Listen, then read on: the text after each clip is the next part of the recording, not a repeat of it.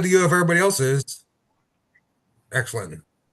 All right, this is a fascinating chapter. So what we've got, chapters 9 through 12, through 14, basically, um, these are different than the beginnings. All right, it's a series of prophecies.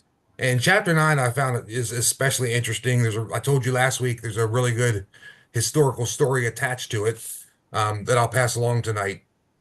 So let's start here with verses 1 through 4. The burden of the word of the Lord against the land of Hadrach and Damascus its resting place, for the eyes of men and all the tribes of Israel are on the Lord. Also against Hamath, which borders on it, and against Tyre and Sidon, though they are very wise. For Tyre built herself a tower, heaping up silver like the dust and gold like the mire of the streets. Behold, the Lord will cast her out. He will destroy her power in the sea, and she will be devoured by fire. All right. So this prophecy in this section here, um, is separate from the first 8 verses. Most scholars believe that they were either written by somebody else, or if they were written by Zechariah, it was later in life, after the first 8 chapters that we read. It was in his older age. And as you're going to see, these are pretty interesting prophecies, because what we're talking about here in 1 to 4 and going on through verse 7, you're getting this list of cities. Hadrach, Damascus, Tyre, Sidon. There's going to be some more in the next section. And if you look at these cities that they're talking about, there is a direct correlation to the conquering of Alexander the Great of the Mediterranean coast. All right, on his way to Egypt. This follows Alexander the Great's path almost exactly. So almost every scholar, every theologian believes that this traces Alexander's march, which is at this point in time is 150 to 180 years later. All right, so this is a prophecy that comes true 150, 180 years later. It mentions Tyre and Sidon. These are two major cities north of Israel at the time in the land of Lebanon. Tyre was, I'm sure you've got people have heard of that city. It was a very important commercial city at the time. All right. It was thought to be impossible to conquer. Tyre actually tore down their old city and they built a new one, and they put it on an island surrounded by water. And it was thought to be impossible to conquer. The Assyrians tried to conquer it. They laid siege to Tyre for 5 years, couldn't conquer it. Nebuchadnezzar tried to conquer Tyre the exact same way, laid siege, tried to conquer it. He tried for 13 years, could not conquer it. Alexander the Great did it in 7 months. If you're wondering how great of a tactician he was, what he did, being an island city causes a problem, obviously. You can't get your weapons of war across the water. He took the rubble from the old city, threw it in the water, and built up a causeway, made himself a bridge, basically, to get out to the city of Tyre. And in 7 months, he took the city out and defeated it. All right. Moving on to 5 and 8. And Pam, the way this works, if you have any questions or comments, just shout them out. We just stop and talk about whatever's going on. Some more cities mentioned here in 5 through 8, and in a promise. Ashkelon shall see it in fear. Gaza all shall be very sorrowful. Ekron for her dried up expectations. The king will perish from Gaza, and Ashkelon will not be inhabited. A mixed race will settle on Ashdod, and I will cut off the pride of the Philistines. I will take away the blood from his mouth, and the abominations from between his teeth.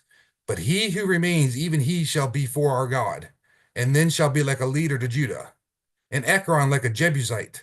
I will camp around my house because of the army, because of him who passes by and him who returns.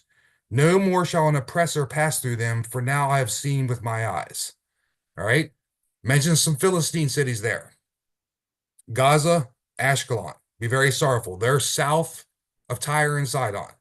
And we know from history they were conquered around 331 BC, by Alexander the Great.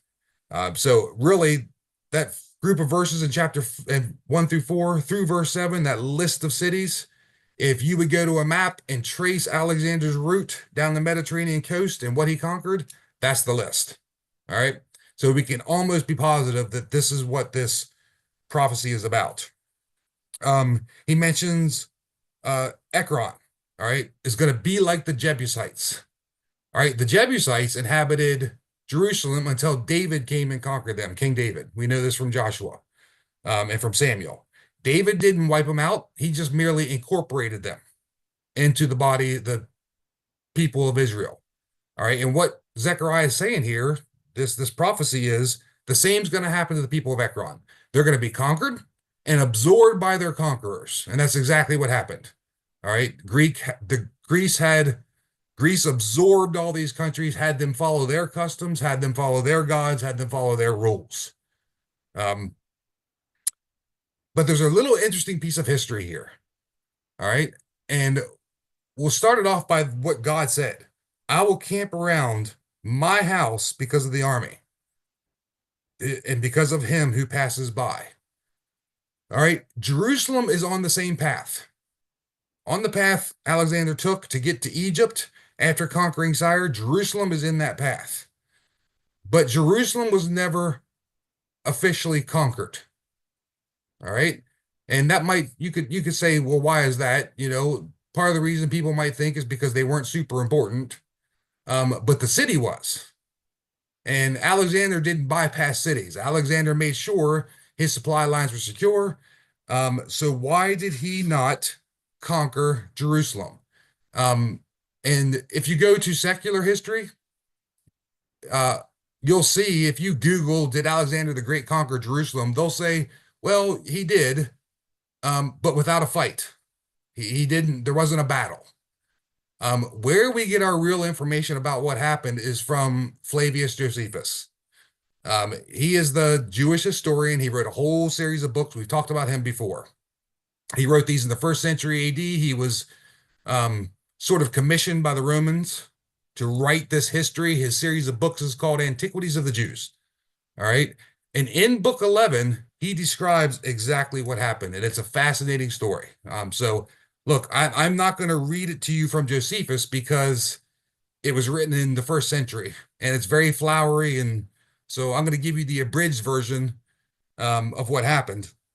So Alexander took Gaza, and the high priest in Jerusalem heard about it. And the high priest in Jerusalem freaked out because he knows who's next, right? They're on the way. He was really freaked out because previously Alexander had sent emissaries to Jerusalem telling this high priest, his name was Jaddua, telling him that he needed to pay homage to Alexander, and Jaddua refused. Jaddua said, we are going to continue to pay homage to Darius of the Persians, the Medes and Persians. All right.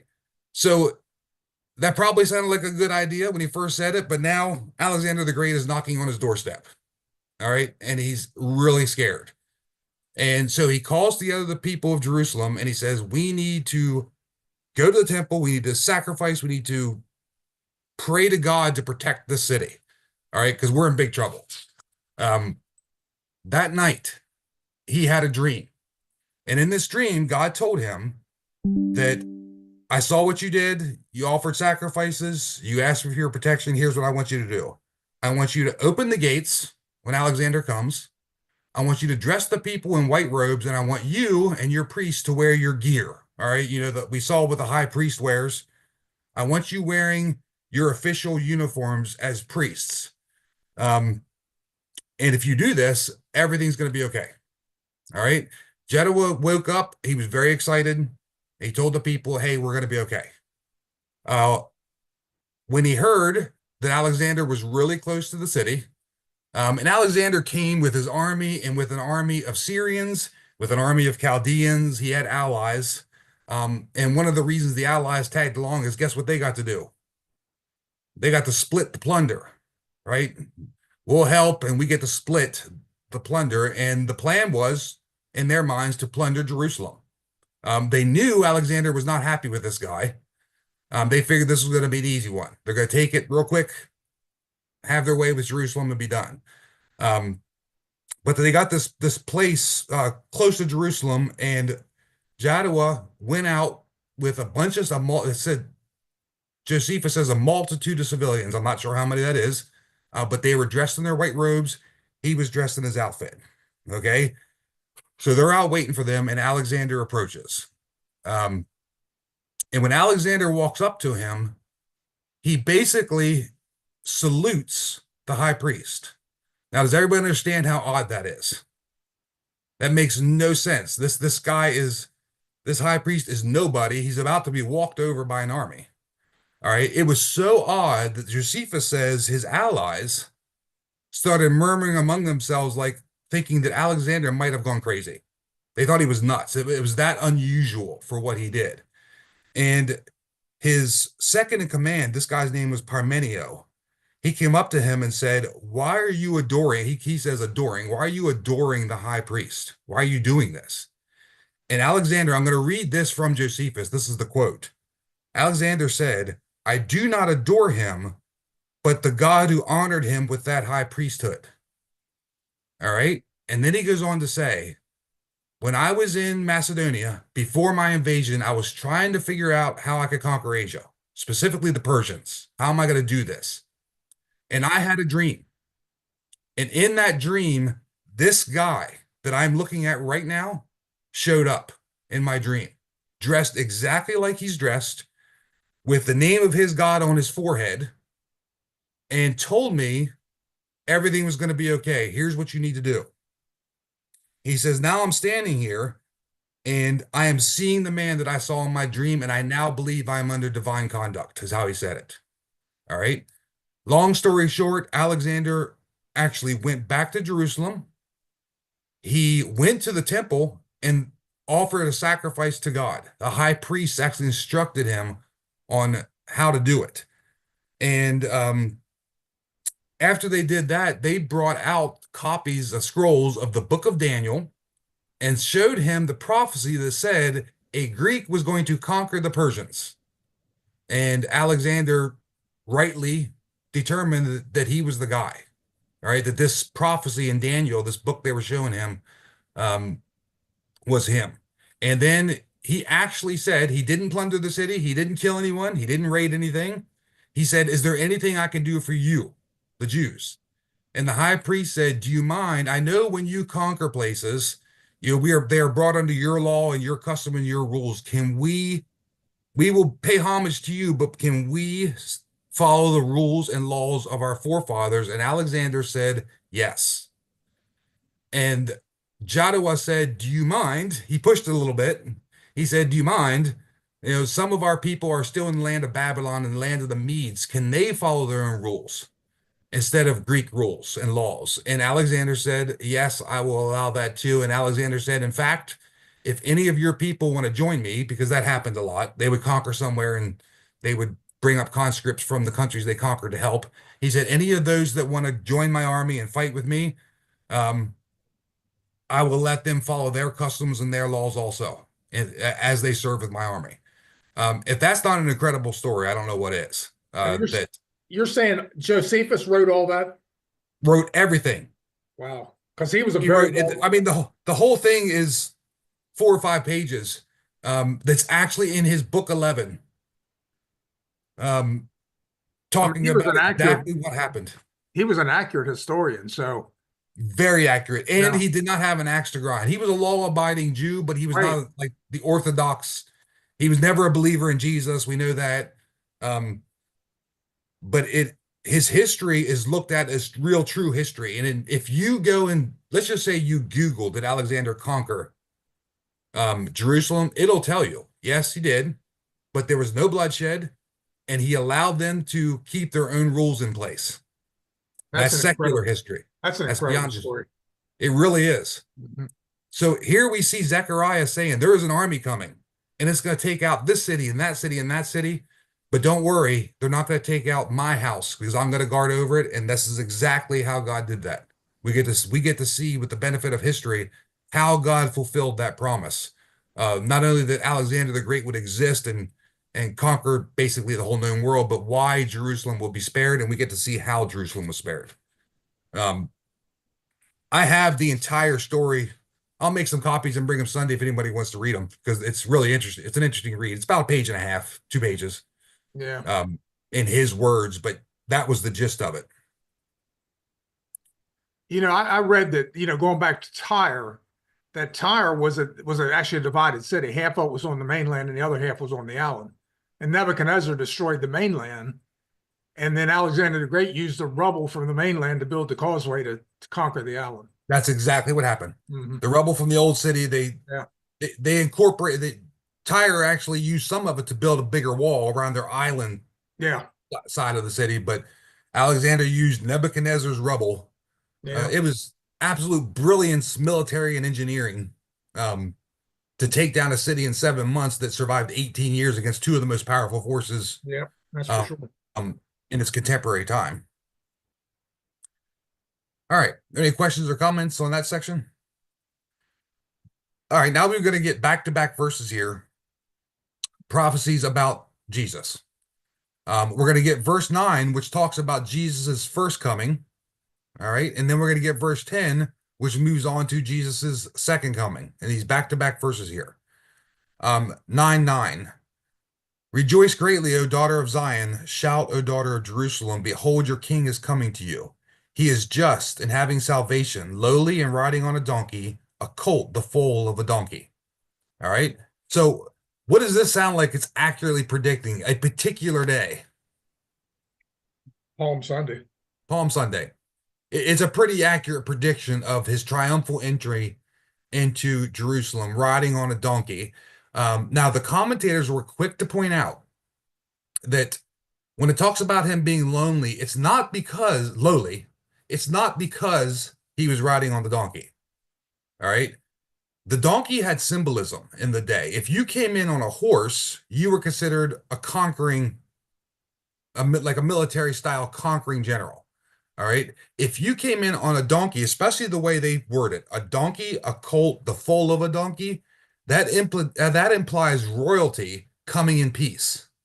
All right. So it's not the donkey that makes him lowly. The commentator's point is Jesus actually was that humble for real. Not because he's riding a donkey, it's who he was. And I'm going to read you, those of you who are on here regularly know that I love Charles Spurgeon for the most part. I like most things about him, but I really love his writing, his commentary on it. And he has a couple things to say about this being lowly thing, as you could probably imagine. Talking about the need for us to be humble, the way Jesus was humble. He said, "Brethren, let us be lowly." Did I hear someone say, "Well, I try to be lowly"? You cannot do it that way. You can't try to act lowly. You must be lowly. And then we will naturally act in a humble manner. It is astonishing how much pride there is in the most modest. He then goes on to say, how we condemn pride. We feel that it would be well if all people were as humble as we are. We boast that we detest boasting. We flatter ourselves that we hate flattery. When we are told that we are free from pride, we feel as proud as Lucifer himself at the idea that the compliment is right well deserved. All right. So the point is, humility is a big part of who Jesus was. And what Spurgeon's saying here, and what the general idea here is that we need to be that lowly, but humility isn't something you can act. You can't act humble. You can't act like you're lowly. It has to be who you are. One other point on this I wanted to make before I forgot is one of the other reasons he came in on a donkey. There is a command in Deuteronomy that God tells the kings of Israel not to multiply horses. All right. And what he was saying there is, I don't want you multiplying horses because horses were a symbol of the military, that you're depending on your armed forces to protect it when I am here to protect you. Um, and one of the commentators, it was actually Clark, made the point that Jesus came to fulfill the law, not to abolish it, right? And if he had come in as king riding on a horse, it would have been a breach of a positive command of God. And that was not going to happen from Jesus, was it? That's not going to happen. All right. So Jesus came in humility as royalty. All right. But royalty coming in peace. All right. And then rejoice greatly, shout, behold, your king is coming. That is exactly what happened on Palm Sunday, right? That's exactly what happened. The triumphal entry into Jerusalem when he came in on the donkey. And, one of the commentators said the Romans who watched that procession that day probably were not real impressed. All right, because you all can imagine what it was like when Caesar would roll into Rome. All right, now that was a procession. That was a big deal. All right. Yeah, just watch Ben Here's Hur. Jesus. What's that? Just watch Ben Hur. Exactly. Ben Hur for the people who aren't 95, Gladiator. There's a scene in there, a scene in there where the emperor rolls in. Um, Actually, I think you're right, Dad. I think Ben Hur did it much better. I think the scene in Ben Hur where he goes in is about as good as it gets. Usually when Caesar would come into Rome, it was a 3-day parade. So to the Roman citizen viewing the king of the Jews, right, in their minds, they probably weren't impressed, but it happened exactly like God wanted it to happen, right? A humble man coming in on a donkey of peace. All right. Any questions or comments on that section, that verse? Verse 10, we're going to jump ahead to the future. All right. I will cut off the chariot from Ephraim and the horse from Jerusalem. The battle bow will be cut off. You will speak peace to the nations. His dominion will be from sea to sea and from the river to the earth. All right. So what this is basically saying, this all commentators agree this is looking forward to the second coming, to the millennium. All right. Where Jesus, we know this from Isaiah 2:4, Jesus, when he rules here, is no longer going to allow war. There's not going to be any war. It's not going to happen for that 1,000 years. And when Jesus rules over the earth in the millennium, how much of the earth will he rule over? All of it, Oh, right, Kim? Literally all of it. And I don't think you can say it better than Zechariah. His dominion will be from sea to sea and from the rivers to the ends of the earth. All right. So I found it interesting, these prophecies, we get back to back Jesus' first coming, followed by Jesus' second coming, and back to back verses from Zechariah. All right. Everybody good? Okay. 11 to 17. As for you also, because of the blood of your covenant, I will set your prisoners free from the waterless pit. Return to the stronghold, you prisoners of hope. Even today I declare that I will restore double to you. For I have beat Judah, my bow, fitted the bow with Ephraim, and raised up your sons, O Zion, against your sons, O Greece, and made you like the sword of a mighty man. Then the Lord will be seen over them, and his arrow will go forth like lightning. The Lord will blow the trumpet and go with whirlwinds from the south. The Lord of hosts will defend them. They will devour rubble and subdue with sling stones. They will drink and roar as if with wine. They will be filled with blood like basins, like the corners of the altar. And the Lord their God will save them in that day as the flock of his people, for they will be like the jewels of a crown, lifted like a banner over his land. For how great is its goodness and how great its beauty. Grain will make the young man thrive, and new wine the young woman. All right. We'll break this one down a little bit because that's a whole lot of words strung together. Um, because of the blood of your covenant is how it starts off. And most commentators believe that this is referring to God. It's sort of describing God acting towards Israel in light of the Mosaic covenant. All right. That's how he's acting. He's saying, if you turn to me, all right, if Israel turns to God, once again, we've seen this all throughout the minor prophets when we've been studying them. God talks about judgment coming, and then what's he always talk about at the end? Restoration, right? There's always restoration. All right. And he's saying here, if you turn to God, if you turn to me, I'm going to turn back to you and I'm going to rescue you. All right. This like you are in a waterless well. The way he puts it, I will set your prisoners free from the waterless pit. So imagine being trapped in an empty well. He's saying, I understand you can't get out by yourself. If you turn to me, however, I'm going to rescue you from a seemingly impossible situation. He says, return to the stronghold, you prisoners of hope. That's an interesting line. And the commentators pointed out that because of God's promise and because that we know, because Israel knew that God was faithful, even though they may have been prisoners, they were prisoners of what? Of hope, right? They still had hope. And the bulk, 85% of the commentators believe that when he talks about returning to the stronghold, That is a spiritual sense. That's about returning to the Lord in a spiritual sense. All right, because where would you rather be? Behind the giant walls of a city or behind or in the loving arms of God? Which is going to give you the most protection, right? This is a spiritual idea of a stronghold. Your stronghold, Judah, is when you turn back to me. Then I've got you. I've got your back. All right.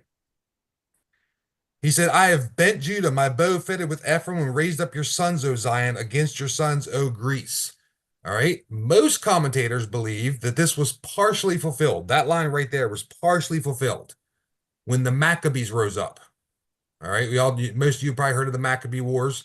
When they rose up, basically fighting, Greece is mentioned here. Well, the Maccabees were fighting the successors of Alexander's empire. All right. The future successors of it. But there still seems to be, they all agree, there's a sense to that line that there is a future fulfillment yet. And I tried to find out what they think that fulfillment might look like or where it might be, and they have no idea. All right, there's some things we just don't know. All right, we're not sure. And then I found this really, really interesting. The Lord God will blow the trumpet. All right, so the idea here is who's going to lead the battle? God's going to lead it. God's going to lead it. The Lord's going to lead it. And this is important, and I'll tell you why it's important. There is the idea of holy war is found in the Bible in places like this. All right. It's also found in Islam. Right. Here's the difference. In the Quran, where you see holy war, who is responsible for jihad? The holy war. Who's responsible for it? The people. The people. Every good Muslim is now. This is not, I'm not picking on Muslims. Let me make that clear. Because I think most Muslims don't take jihad to mean blowing up buildings. All right. I don't believe they do. There are some who certainly do, just like there's some Christians who certainly take pieces of the Bible out of context. All right. The interesting part about this is that holy war in Islam means the people do it, but holy war in the Bible means who does it? God. God and God alone. All right. We may assist him if asked. All right. But he maintains the responsibility. It's his decision and his responsibility, and he alone carries out what I would call the biblical holy war. When it's necessary, God and God alone carries out. We are not called to go kill people. We are not called, to go destroy buildings. That is God's responsibility. He's the one that decides. So there is a very acute difference. While the general premise of holy war exists in the Bible and the premise of holy war exists in the Quran, I have met a lot of atheists who intertwine them, and they'll say you're just as violent. Your Bible calls for just as much violence as the Quran or the Hadith calls for. It's just not true.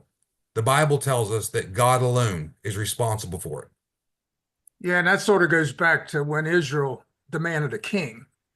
And because Samuel was really upset, and God said, well, let him do it. I used to lead them in battle, but if they want the king to lead them in battle, let them have it. Yep. We know how that worked out too. That worked out great, didn't it? Yeah. That's exactly what a perfect example of this. It's also a perfect example, where he gave the order not to multiply the horses, because you shouldn't rely on man and horses. If something needs done, I will lead it. I will take care of it. All right. All you need to do is trust in me. That's it. And then finally, we get the line, grain will make the young men thrive and new wine the young woman. Most commentators believe this again is referring to the millennium, because the idea of grain and wine, they are pictures in the Bible where you see them. A lot of time they're used as pictures of prosperity and pictures of blessing. All right, so that they think that they end there looking forward again to the millennium. So Zechariah is all over the place here. We have short-term prophecies that took place 150 years after he wrote this. We had midterm prophecies that took place Jesus' first coming, 500 years later.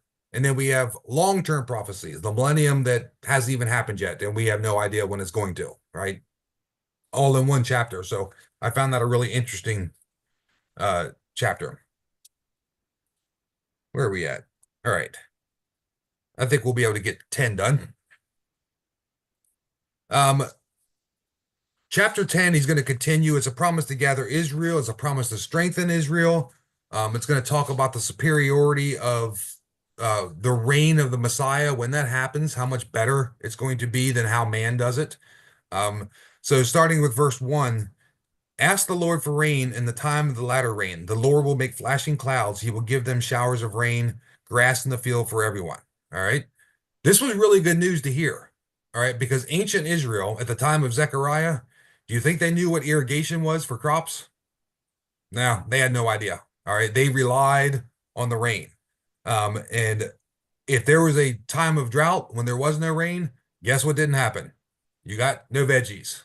All right. You got no grain. You got no food. Wasn't going to happen.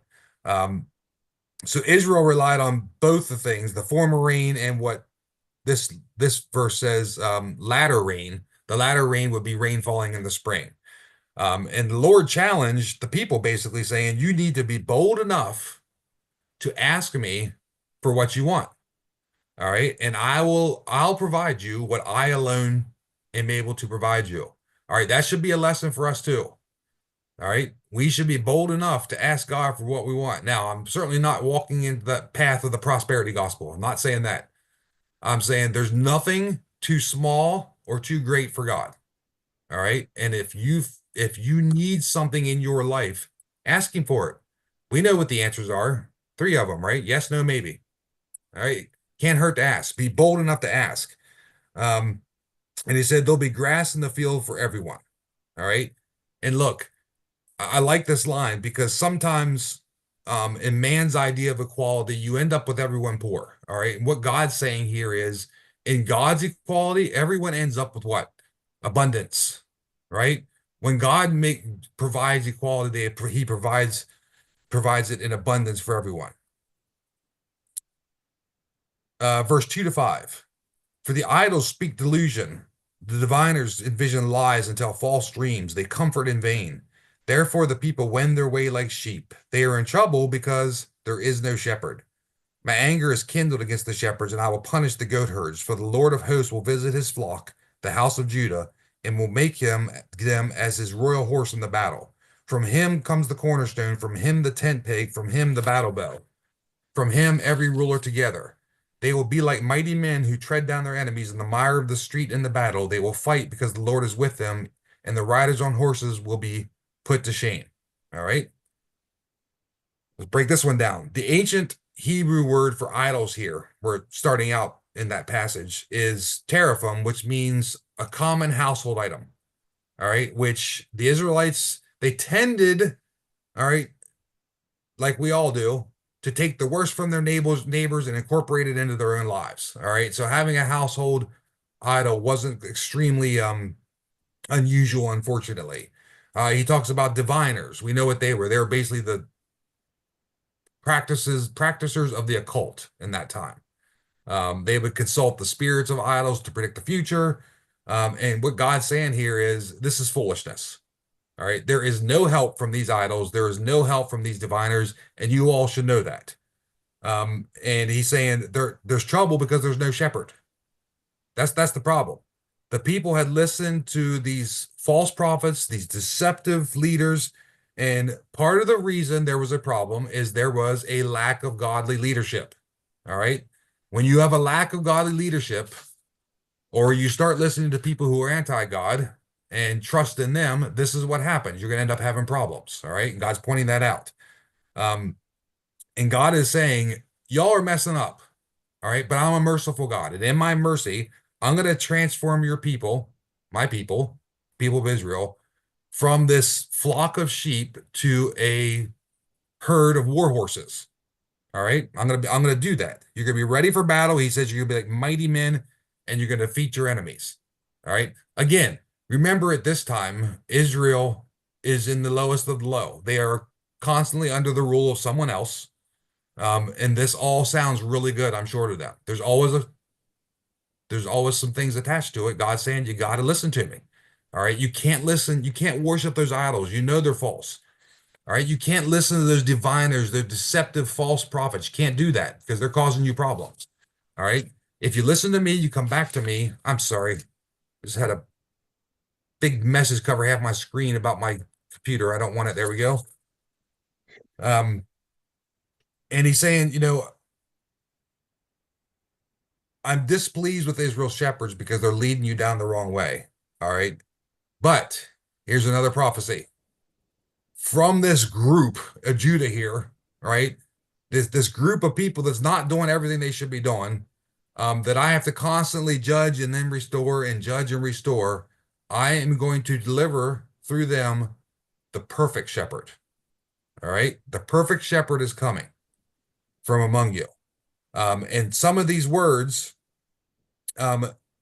you will find them references for Jesus in other passages in the Bible. Cornerstone. Well, we know about that, right? It's a foundation, it was a measure, it was a standard, and it's all through the Bible where the Messiah Jesus is referenced as the cornerstone. Tent peg. What's a tent peg do? Secures the tent. Anchor. It secures things, right? It holds it down, all right, keeps it together securely. There's a reference to the Messiah in Isaiah 22 as the tent peg. The battle bow. One of the commentators called that a strong fighter for good. There's a couple references, Isaiah and Revelation. And then ruler over every other ruler. All right. Who else would that be but Jesus? There's no one else it could be. All right. And in Revelation chapter 19, verse 16 references him that way. All right. So this is clearly, he's saying, you guys have a lot of problems. All right. You're listening, you're worshiping these idols, you're listening to these false prophets. Your leaders are not godly, yet I am still going to restore you. All right. I'm going to give you the ability to conquer your enemies. And in fact, I'm going to bring the perfect leader from amongst your people. All right. Any questions, comments? Okay. 6 to 8. I will strengthen the house of Judah and I will save the house of Joseph. I will bring them back because I have mercy on them. They will be as though I had not cast them aside, for I am the Lord their God, and I will hear them. Those of Ephraim will be like mighty men, and their heart will rejoice as if with wine. Yes, their children shall see it and be glad. Their heart will rejoice in the world, and the heart will rejoice in the Lord. All right. This is basically a repeat of the previous passage. He's just repeating the promise. All right. A little more intensely. He's saying he's going to bless Israel and he's going to have mercy on every one of them. All right. And I like how he puts it.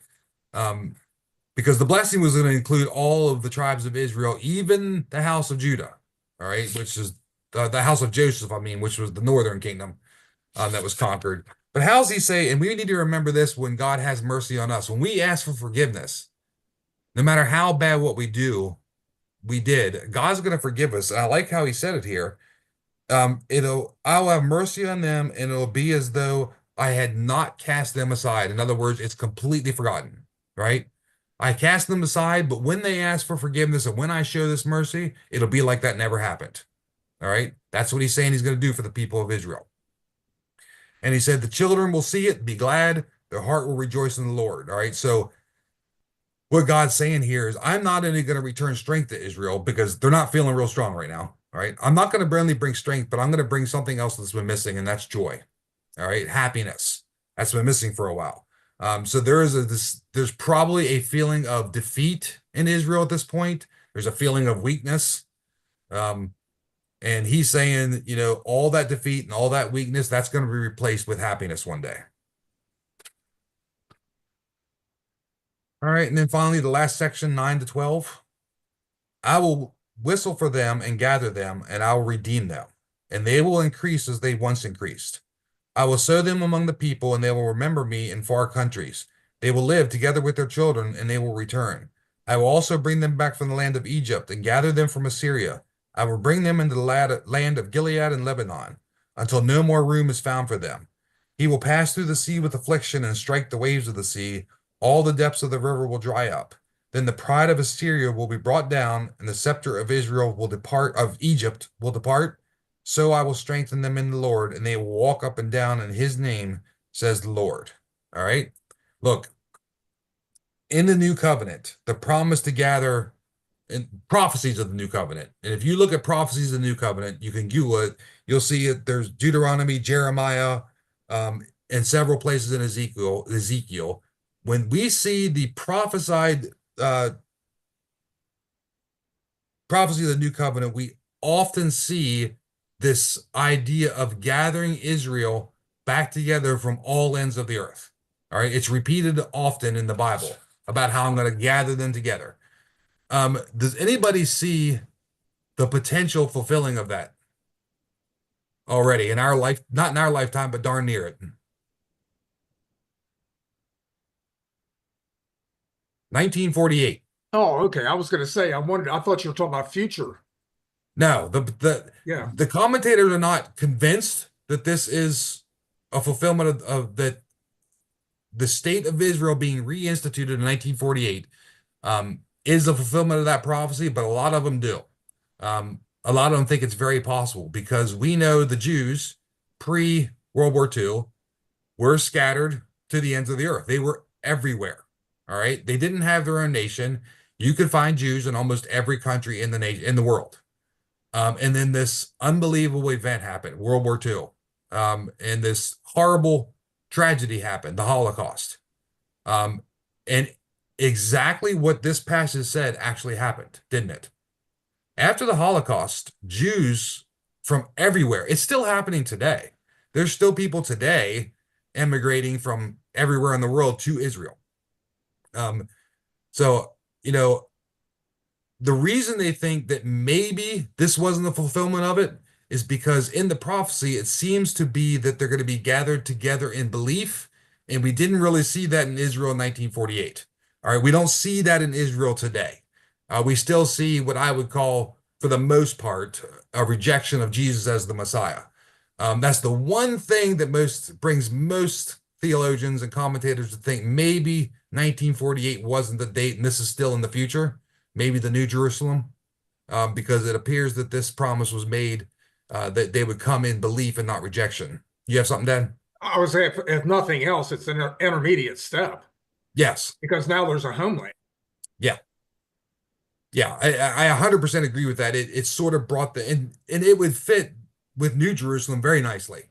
Right. Absolutely. In the millennial kingdom, it would Yeah. fit. But yeah, I do think I personally, and this is a subjective feeling, I feel like 1948 probably fulfilled a little bit of this, and the fact that, 137 countries, and now you've got a homeland for the Jews again after thousands of years. I think that was a pretty good step.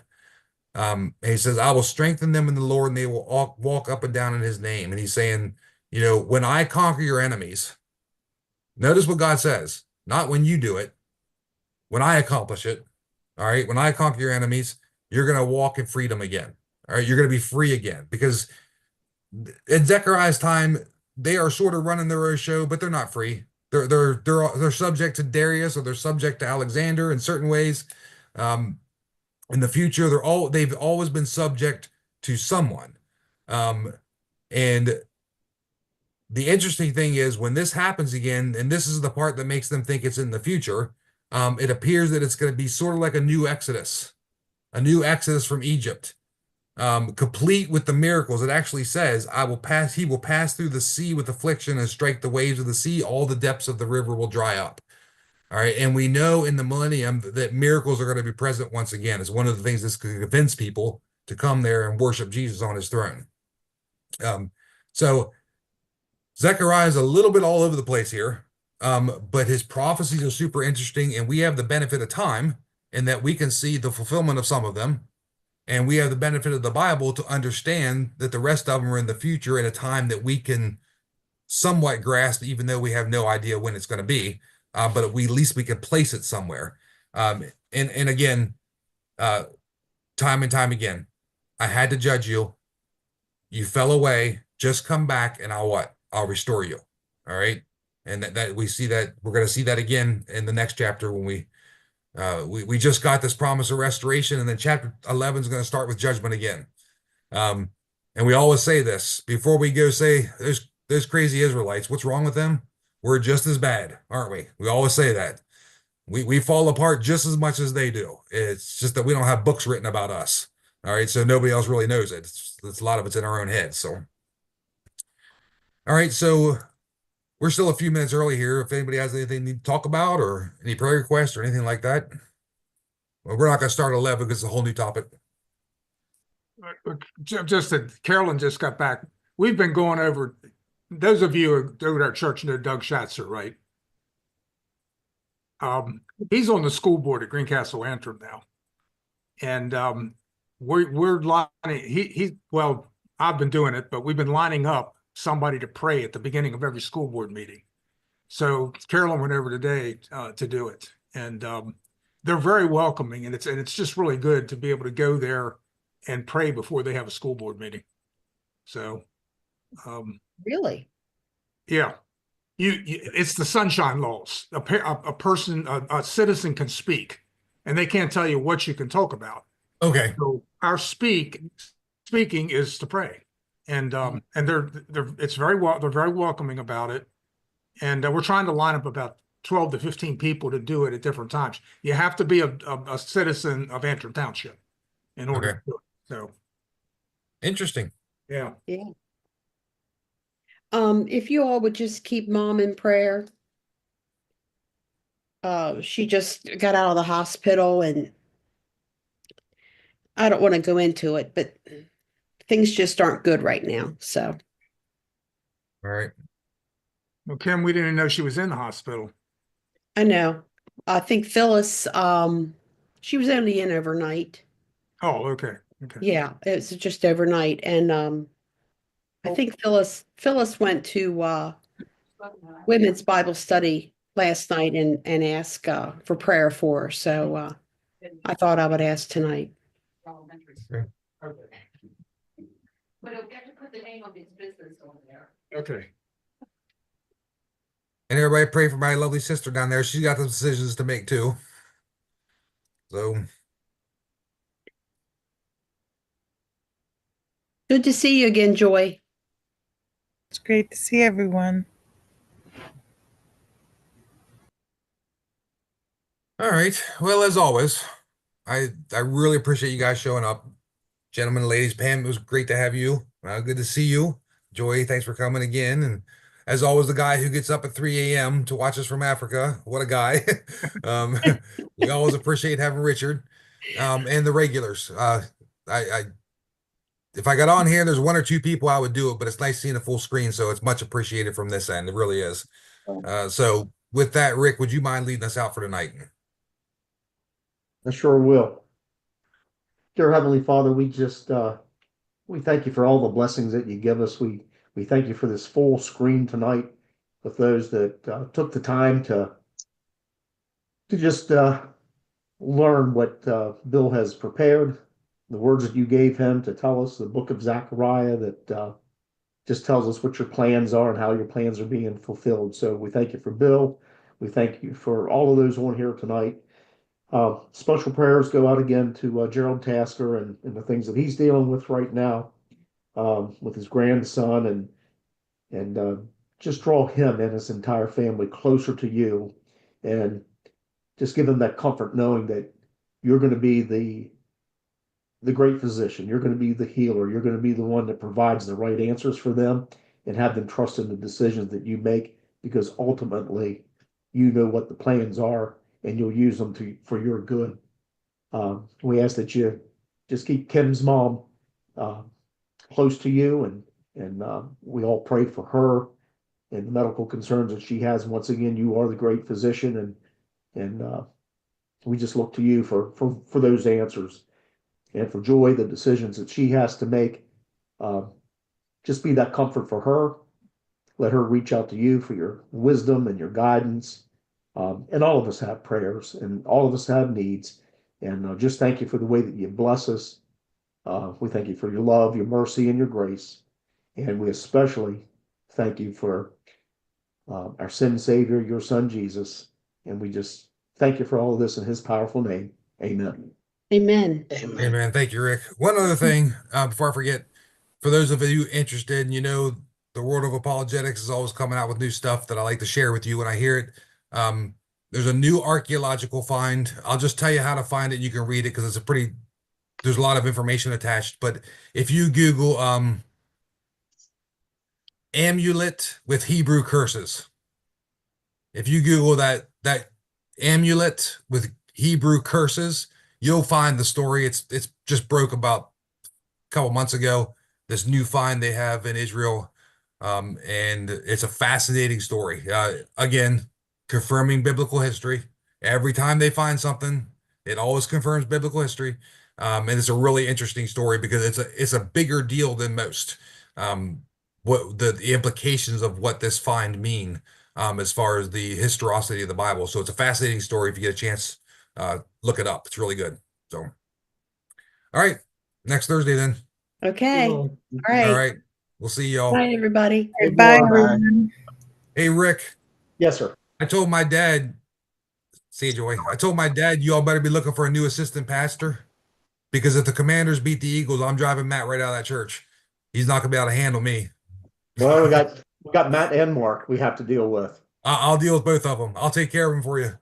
Yeah, we need to get with HR on anybody new that's being hired. They have to have a little bit more of a thorough background check. Yeah, I'm gonna have a good time with Matt if we pull that off. That's for sure. No doubt. We all will. Yep, yep.